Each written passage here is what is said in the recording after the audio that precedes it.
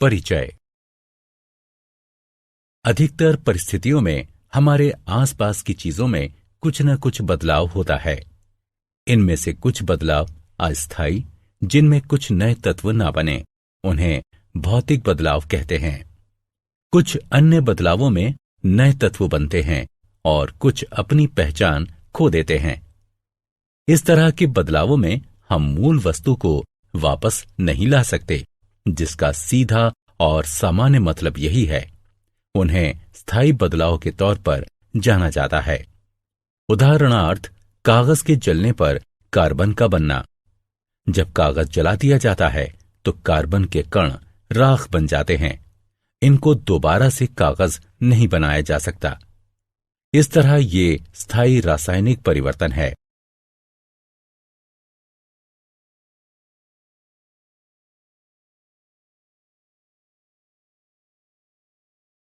उद्देश्य।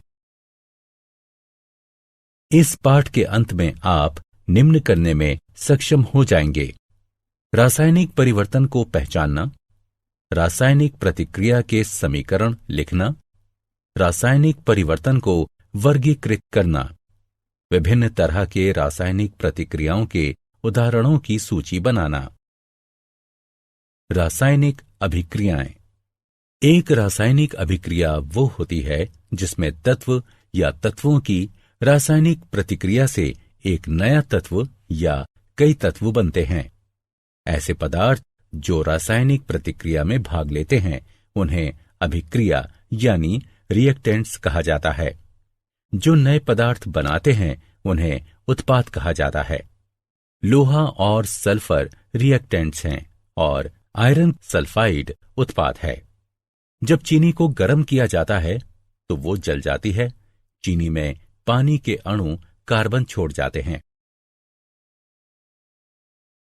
रासायनिक समीकरण लिखना।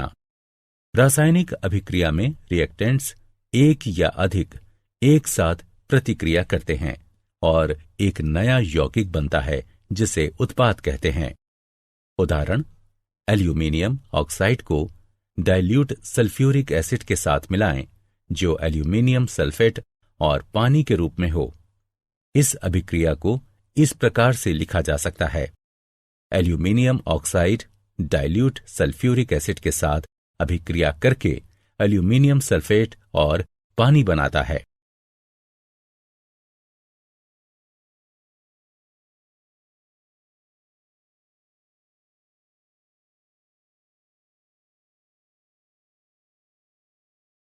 रासायनिक समीकरण लिखने के लिए निम्नलिखित तरीके अपनाए जाते हैं। अभिकारकों के प्रतीक और सूत्रों को पहले बाईं ओर लिखा जाता है। यदि एक से ज्यादा उत्पाद हों तो उनके बीच योग धन चिन्ह लगाकर उन्हें अलग अलग दर्शाते हैं। एल्यूमीनियम ऑक्साइड और डाइल्यूट सल्फ्यूरिक एसिड को इस तरह लिखते हैं। तीर का सिरा उत्पाद की ओर होता है, जो उत्पाद के रूप में अभिक्रिया होने को दर्शाता है। प्रतीक और सूत्र यौगिकों के गठन यानी उत्पाद को तीर के निशान के बाद दाईं ओर लिखते हैं और ये दर्शाता है कि इसका गठन हुआ है। यहां पर एक योग धन चिन्ह भी दो यौगिकों के बीच अलग अलग जगहों पर लगाया जाता है।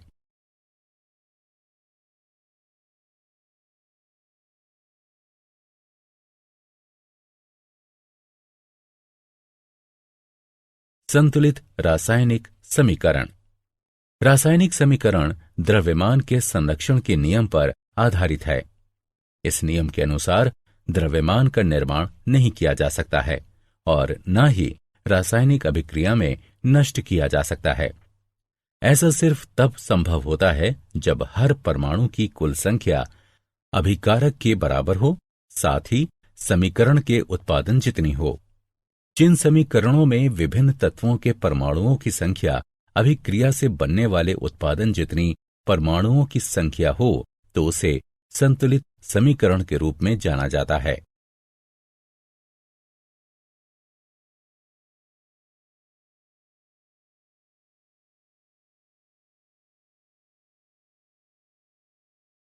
संतुलित समीकरण। उपरोक्त समीकरण एक असंतुलित समीकरण है। इसमें सल्फर का सिर्फ एक परमाणु है जो अभिक्रिया की ओर है, जबकि उत्पाद की ओर सल्फर के 3 परमाणु हैं। अब यहां अभिकारक की ओर 6 हाइड्रोजन के परमाणु हैं और उत्पाद की ओर सिर्फ 2 हाइड्रोजन परमाणु हैं। उपरोक्त समीकरण में H2O अणुओं को 3 से गुणा करते हैं। समीकरण 2 अब बनता है इसमें। अब समीकरण में ऑक्सीजन परमाणु 15 हैं जो अभिकारक और उत्पाद की ओर हैं, इसलिए अंतिम समीकरण संतुलित है।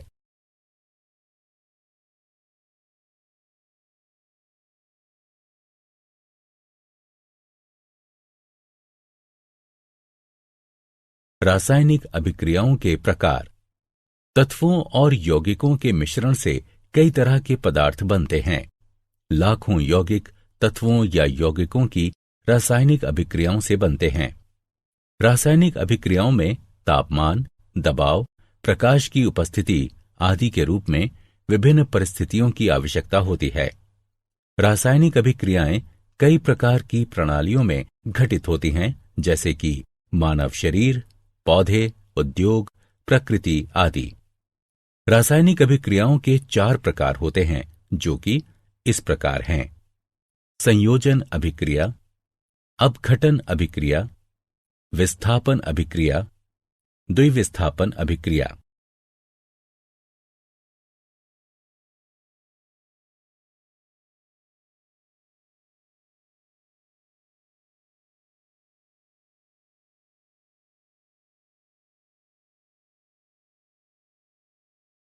संयोजन अभिक्रिया। कुछ अभिक्रियाओं में नया द्रव्य मूल तत्व में मिलाया जाता है और तत्व द्रव्य में मिल जाता है। इस तरह की अभिक्रिया को संयोजन या संश्लेषण अभिक्रिया कहते हैं। संयोजन अभिक्रियाएं वो होती हैं जिनमें एक तत्व किसी दूसरे के साथ अभिक्रिया करके एक यौगिक बनाता है। ऐसी अभिक्रियाओं को संश्लेषण अभिक्रियाएं भी कहते हैं। उदाहरणार्थ, हाइड्रोजन को ऑक्सीजन से मिलाने पर पानी बनता है। संयोजन अभिक्रियाएं। एक मैग्नीशियम रिबन लें और उस पर लौ की गर्मी दें। इसके जलने से चमकदार सफेद रोशनी निकलती है। मैग्नीशियम रिबन सफेद पाउडर में बदल जाता है। पाउडर में थोड़ा पानी मिलाएं और लाल लिटमस पर एक ड्रॉप रखें। लाल लिटमस नीला हो जाता है। ऐसा संयोजन अभिक्रिया से होता है। ऑक्सीजन हवा में मैग्नीशियम के साथ मिलकर सफेद पाउडर मैग्नीशियम ऑक्साइड MgO बनाती है। मैग्नीशियम ऑक्साइड पानी के साथ मिलकर मैग्नीशियम हाइड्रोक्साइड बनाता है। इसमें लाल लिटमस नीला हो जाता है।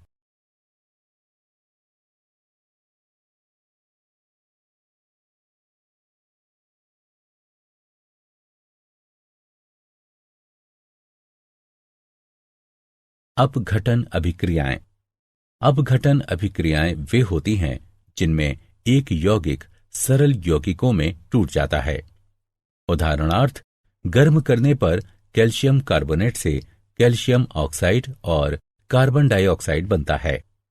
पानी का अपघटन करने पर जब इसे बिजली से गुजारा जाता है तो ये हाइड्रोजन और ऑक्सीजन देता है। अपघटन अभिक्रियाएं। संगमरमर का एक टुकड़ा लें, इसे चिमटे से पकड़ें, कुछ समय के लिए इस पर आग की गर्मी दें, इसे ठंडा होने दें, इसे पानी में डाल दें, फिर इसमें लाल लिटमस डालें। इस तरह लाल लिटमस नीले रंग में बदल जाता है। कैल्शियम कार्बोनेट यानी संगमरमर अपघटित होकर कैल्शियम ऑक्साइड और कार्बन डाइऑक्साइड बन जाता है। कैल्शियम ऑक्साइड के बनने पर पानी के साथ अभिक्रिया होती है जो उपरोक्त हल देता है, जिसमें लाल लिटमस नीले रंग में बदल जाता है। एक टेस्ट ट्यूब में 0.5 ग्राम जिंक कार्बोनेट लें। टेस्ट ट्यूब को एक काग और एक डिलीवरी ट्यूब में फिट करें। लौ से उसमें ऊष्मा दें, इससे एक रंगहीन गैस बाहर निकलती है। इस गैस को नींबू पानी से गुजारते हैं तो ये दूधिया हो जाता है। जिंक कार्बोनेट को गर्म करने से यह अपघटित होकर कार्बन डाइऑक्साइड गैस और जिंक ऑक्साइड बनाता है। कार्बन डाइऑक्साइड नींबू पानी को दूधिया कर देती है। एक चाइना डिश में 1.0 ग्राम फेरस सल्फेट लेकर गर्म करें। तेज गर्म करने पर फेरस सल्फेट का रंग हरे से बदलकर भूरा हो जाता है। एक तीखी महकदार गैस भी इससे बाहर निकलती है। ऐसा फेरस सल्फेट के अपघटन की वजह से होता है, जो ब्राउन फेरिक ऑक्साइड और SO2 और SO3 जैसी तीखी महकदार वाली गैस निकलती है।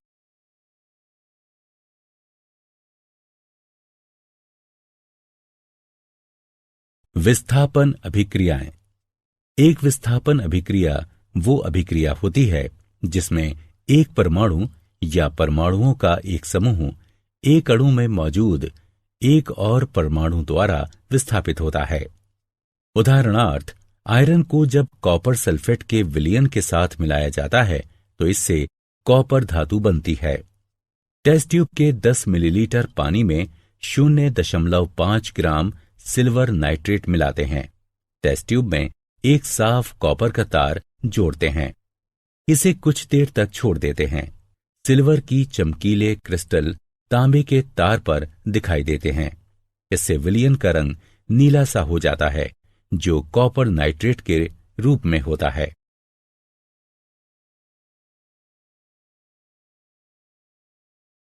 इस अभिक्रिया में लौह धातु को कॉपर के साथ मिलाने पर कॉपर सल्फेट का विलयन विस्थापित होता है। एक टेस्ट ट्यूब में कॉपर सल्फेट विलयन लेते हैं। कॉपर सल्फेट विलयन में लोहे की कील डालते हैं और इसे कुछ समय के लिए छोड़ देते हैं। कुछ समय के बाद विलयन का नीला रंग फेड्स और लाल रंग की कॉपर धातु कॉपर सल्फेट से विस्थापित हो जाती है। विस्थापन अभिक्रिया जो होती है। विस्थापन अभिक्रियाओं के कुछ अन्य उदाहरण हैं।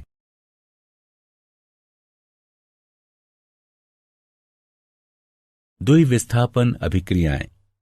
द्विविस्थापन अभिक्रियाएं वे होती हैं जिनमें दो यौगिक आयनों को बदलकर दो नए यौगिक बनाते हैं। इन अभिक्रियाओं को पार्टनर एक्सचेंज अभिक्रिया के नाम से भी जानते हैं। ये अभिक्रियाएं आयनिक यौगिकों में होती हैं। उदाहरणार्थ, कॉपर सल्फेट और हाइड्रोजन की अभिक्रिया में सल्फाइड, कॉपर सल्फाइड और सल्फ्यूरिक एसिड बनते हैं। इस प्रकार कॉपर का पार्टनर बदलकर हाइड्रोजन सल्फाइड में हाइड्रोजन के पार्टनर के रूप में होता है। बेरियम क्लोराइड और सल्फ्यूरिक एसिड की अभिक्रिया से बेरियम सल्फेट बनता है, जो द्विविस्थापन अभिक्रिया है। निराकरण अभिक्रियाएं भी द्विविस्थापन अभिक्रियाएं होती हैं।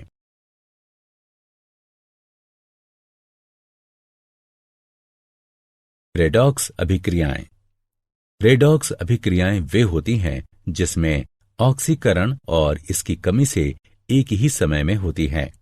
इन अभिक्रियाओं में एक पदार्थ में कमी होती है जबकि अन्य ऑक्सीडाइज्ड होता है। क्रियाकलाप। एक चाइना डिश लें और उसमें थोड़ा सा कॉपर पाउडर लेकर उसे गर्म करें। कॉपर पाउडर का क्या होता है? कॉपर पाउडर की सतह का रंग बदलकर काला हो जाता है। ऐसा ऑक्सीजन के कॉपर के साथ मिलने से होता है, जो कॉपर ऑक्साइड के रूप में बनती है।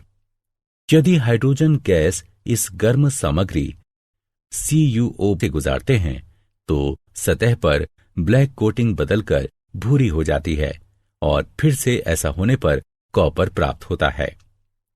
क्यूपरिक ऑक्साइड यानी CuO बदलकर कॉपर बन जाता है। इस प्रकार क्यूपरिक ऑक्साइड से ऑक्सीजन निकल जाती है। ऑक्सीजन के हटने के बाद से इसकी कमी हो जाती है, जिससे क्यूपरिक ऑक्साइड कॉपर के रूप में होता है। क्यूपरिक ऑक्साइड से इस ऑक्सीजन को हाइड्रोजन हटाता है, इसलिए हाइड्रोजन कम करने वाला कारक है। इस प्रकार ऑक्सीकरण और कमी एक साथ होते हैं। उदाहरणार्थ, सोडियम को जब ऑक्सीडाइज्ड किया जाता है तो ये बदलकर Na+ हो जाता है। ऑक्सीकरण को ऑक्सीजन या हाइड्रोजन या इलेक्ट्रॉनों की एक पदार्थ से नुकसान या कमी के लाभ के रूप में परिभाषित किया जाता है। कमी या हाइड्रोजन या एक पदार्थ से इलेक्ट्रॉनों का लाभ ऑक्सीजन की कमी के लाभ के रूप में परिभाषित किया जाता है। जिंक ऑक्सीडाइज्ड होकर Zn2+ हो जाता है जब जिंक की एक छड़ को कॉपर सल्फेट के विलयन में डुबोया जाता है। इस अभिक्रिया में जिंक 2 इलेक्ट्रॉन खो देता है और Zn2+ हो जाता है। इस प्रकार जिंक ऑक्सीडाइज्ड हो जाता है। दूसरी ओर Cu2+ में 2 इलेक्ट्रॉनों की कमी हो जाती है जिसे ये ग्रहण करता है और वो Cu हो जाता है।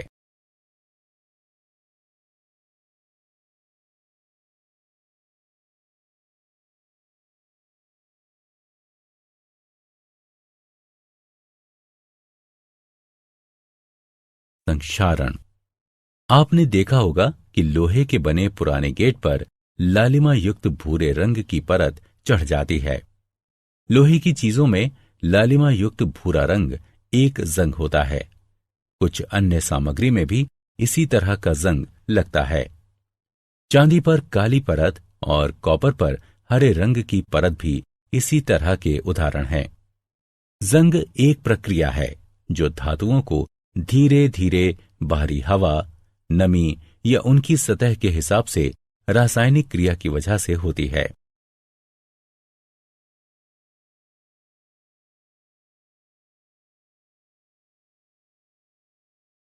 विकृत गंधिता।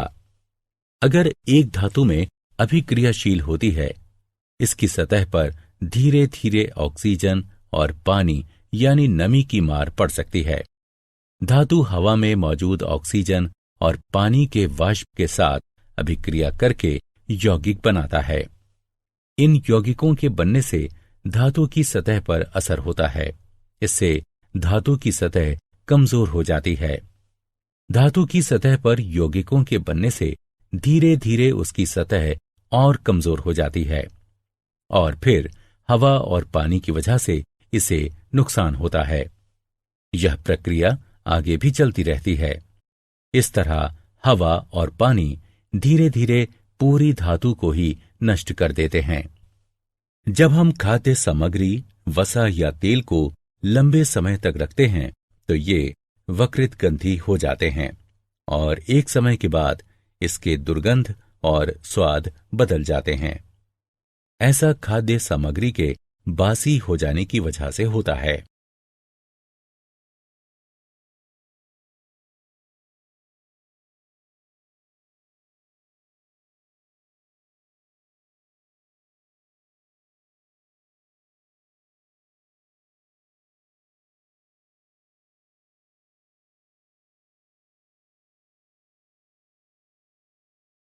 विकृत गंधिता वसा युक्त और तैलीय चीजों में हाइड्रोलिसिस उपचयन से होता है। एंटीऑक्सीडेंट्स को खाद्य सामग्री में अक्सर मिलाया जाता है जिससे विकृत गंधिता का विकास उसमें ना हो सके। प्राकृतिक एंटीऑक्सीडेंट्स में शामिल है polyphenols, ascorbic acid, tocopherols. Synthetic antioxidants हैं बटिलेटेड हाइड्रोक्सी एनिसोल और बटिलेटेड हाइड्रोक्सी टोल्यूनी। विकृत गंधिता को कुछ हद तक रोका जा सकता है। खाद्य सामग्री को रेफ्रिजरेटर में रखकर, खाद्य सामग्री को सूर्य की रोशनी से बचाकर और एयरटाइट कंटेनर में, खाद्य सामग्री के पैकिंग में नाइट्रोजन भरकर। नाइट्रोजन गैस खाद्य सामग्री को ऑक्सीकरण से बचाती है और इस तरह उसमें दुर्गंध नहीं आती।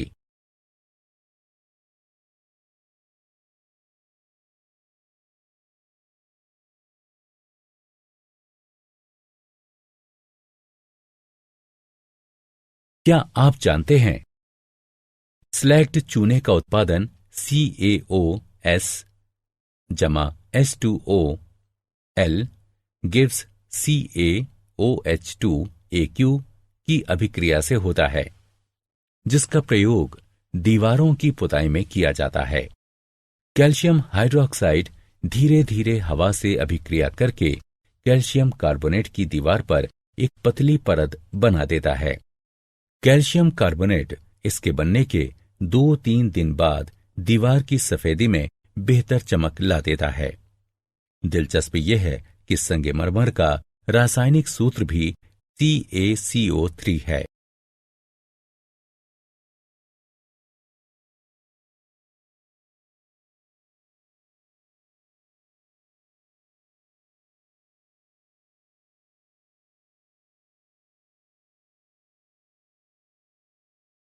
सारांश।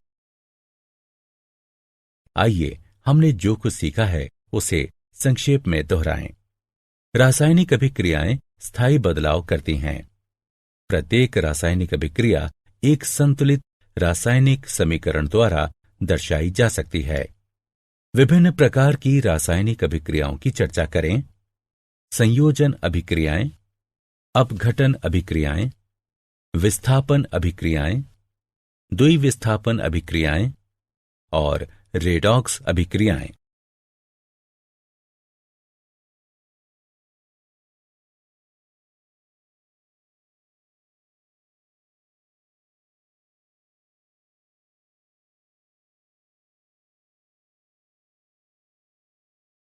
This could be us. So back to what I was saying. Could be us.